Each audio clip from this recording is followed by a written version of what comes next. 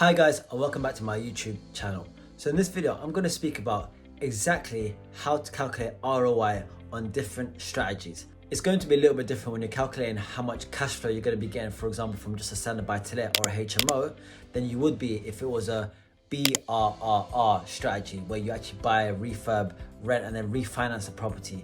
Because on one side, you'll be putting money in and the property will be cash flowing for you. And on the other side, you'll be putting money in, but actually taking some or all of your money out, which will affect your return on investment. And I want to speak about how we can ensure that we are assessing and calculating the ROI as accurately as possible. So first, let's actually speak about what the ROI is.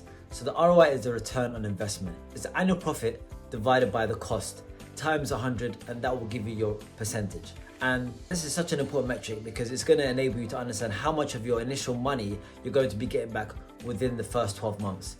And the higher that percentage is, the better your investment is as well, because proportionally to the cost, you're getting a better profit. So let's actually use a real life example to see how this actually works. So let's look at a £300,000 buy-to-let that we're looking to purchase. So typically you put a 25% deposit down. This will be £75,000. And now you've got a £225,000 mortgage. Now let's say the mortgage on this is 5%. So 5% of £225,000 is £11,250. And now you want to divide that by 12 to understand what that mortgage cost is going to be every single month. So now the mortgage monthly cost is £937.50. And now let's say the rent that you'll be getting on that property is £2,000.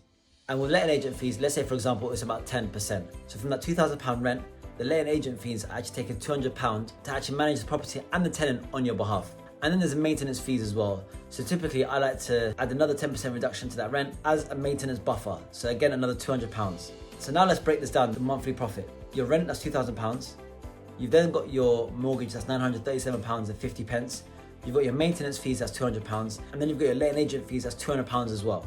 So if you get your rent and subtract the monthly mortgage cost and the maintenance cost and the letting agent fees cost, now you're left with £662.50. You times that by 12, £7,950 every single year. Look at your cost. So we mentioned the deposit is £75,000. Now the stamp duty on purchasing an additional property and a buy-to-let on a £300,000 house, as of now, would be £17,500. And then what you want to ensure is that you get accurate quote from your solicitor as well, the solicitor you're dealing with. You can then find out what your mortgage fees are going to be and then roughly estimate what your mortgage valuation is going to be as well. So this is going to depend on the lender that you select. But if you have an idea here, you can also add that into your calculations. So let's use some figures on the solicitor fees and the mortgage fees here. Let's say that all the solicitor fees here are £2,500, then the mortgage broker fee and the valuation all totals £2,500 as well.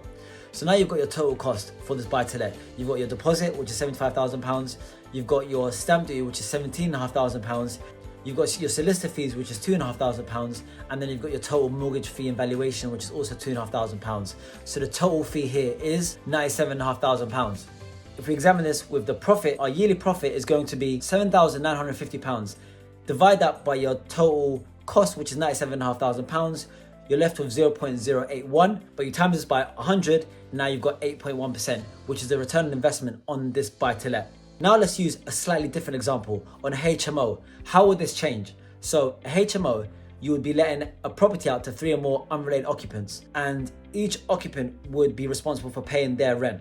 And in most cases, you as a landlord will pay the bills for the property. Let's use an example with the same purchase price, but with a HMO. So let's say you purchase a 5-bed HMO for the same price of £300,000. Each room is being letted out for £650, and the mortgage rate is the same. So it's 5% on that £225,000 mortgage. And that would equate to £937.50 every single month. The total rent now you're getting though is £3,250. But now you'll be covering the bills as well. So this could include gas and electricity, water bills, internet bills. Now let's have this at £400. Now to get that yearly profit, we want to subtract this from the rent. So £3,250 minus the £400 in bills, minus the mortgage, which is £937.50. And then you want to minus the letting agent fee, which this time will be 10% of the rent. This will be £325. And then, as I mentioned, the maintenance, I like to have it as a nice buffer of 10% of the rent. So this is another £325. And we're left with a monthly profit of £1,262.50. And let's time this by 12 to get that yearly profit. So now this is £15,150. And again, to get the return on investment here, you just divide it by the total cost, £97,500, which is 0.155. You want to times this by 100, and this is 15.5%. So that's the return on investment on this HMO example. Now this is where it gets interesting. So the first two examples we used was a buy-to-let and a HMO, where we purchased the property as is, paid the costs, and then rented it out. However, how does ROI change if you actually do some work to the property and add value to it? Let's have a look. Let's say you purchase property for £300,000, but this time there's some work that needs doing to it. So it's a property where it may need a new kitchen, it may need a new bathroom, right? So there's some renovation works that needs to be done to it. However, if you do those renovation works, that's going to enable you to actually push the value of that property up. And then when you mortgage on that new value, you could then get a new loan that pays off the old loan, and the difference is the money you'll be able to take out of the deal.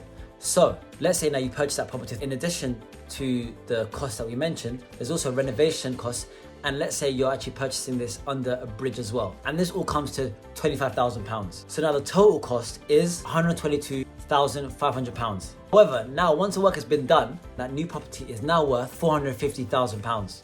Now you take a 75% mortgage on that property.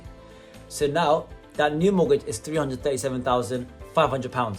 That then enables you to pay off the old loan. Let's say the old loan here was 75% as well. So the new mortgage is £337,500.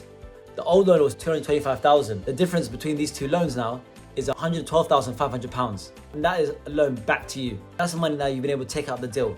And the total cost on this deal is £122,500. So the difference is £10,000. There's only £10,000 now left in the deal. And the mortgage on the property is on the new mortgage, which is 5% of £337,500. And the new mortgage here is £1,406.25. So if we get the rent, which is £2,000, minus that mortgage, minus the maintenance fees and the letting agent fees, you're left with £193.75. However, there's only £10,000 left in the deal. So your ROI now is 23.75%. So your ROI is a lot higher. You've been able to purchase a property, add value to it, take out the majority of your money out of the deal, and still profit from it. Proportionally to the money you've left in the deal, your return on investment is a lot higher. And if you actually take out all your money out of the deal, then it's an infinite return on investment because you've got no money in the deal. Now, if you are unsure about how to find an investment property, we'll give you the type of return on investment that you want, and you're a little unsure or unclear how to actually assess a property and assess if a property will be profitable in the way you want it for you, then do feel free to book in a strategy call with me in the description and the pinned comments below. I hope this video helped you understand a little bit about how you can actually assess ROI for different property strategies. So if you enjoyed this video, do give it a like, and if you found value from this video or any other video on this channel, then do subscribe as well. And until next time, happy investing.